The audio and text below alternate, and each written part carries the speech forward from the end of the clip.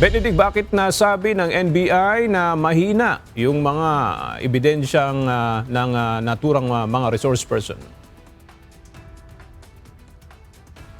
Ayon kay National Bureau of Investigation Director Melvin Matibag, nakakababaan niya ng probative value itong ginawang joint affidavit nitong ang 18 mga resource person.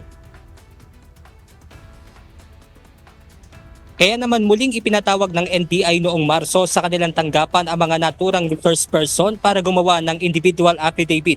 Ngunit 5 lamang mula sa 18 resource person ang pumirma, habang ang iba ay pinigilan umano ni Attorney Levy Baligod na pumirma. Kaya naman itinuturing ng NBI na mahina ang ebidensya na ipresenta ng mga naturang resource person. Ayon pa sa NBI Director, mula sa independent individual affidavit, 10% lang ang may personal knowledge sa alegasyon ng umano'y korupsyon. Ang affidavit ay hindi sapat na basihan para mag-file ng kaso. Sa report binanggit na ang joint affidavit ay hindi self-sufficient basis for probable cause at bawat aligasyon ay dapat ay independent, competent at authenticated evidence. Ang tanong ay hindi kung possible ang pangyari, kundi napatunayang sila batay sa ebidensya. At ang kasong ito, hindi nila napatunayan. Ayon naman kay Prosecutor General Attorney Richard Anthony Padulyon, nararapat na dumaan muna ito sa masusing evaluation bago ito isampa bilang kaso.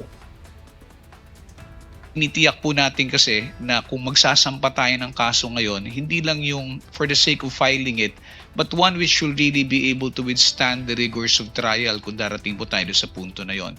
So, if that is the case, sa malamang at sa malamang ho, kung sa probable cause hindi lulusot, sa malamang ho pag sa evaluation pa lang, baka hindi na rin po makalusot sa department yan. Aga dagdag pa ng NBI Director na misleading din umano yung title ng naturang grupo noon na 18 ex-Marines o 18 ex-military dahil lumabas sa kanilang investigasyon na may ilan sa mga ito ang dishonorable discharge na ayon na rin sa Armed Forces of the Philippines at Philippine Marine Corps. At yan muna ang ating update mula dito sa Maynila. Balik sa inyo dyan, Aga.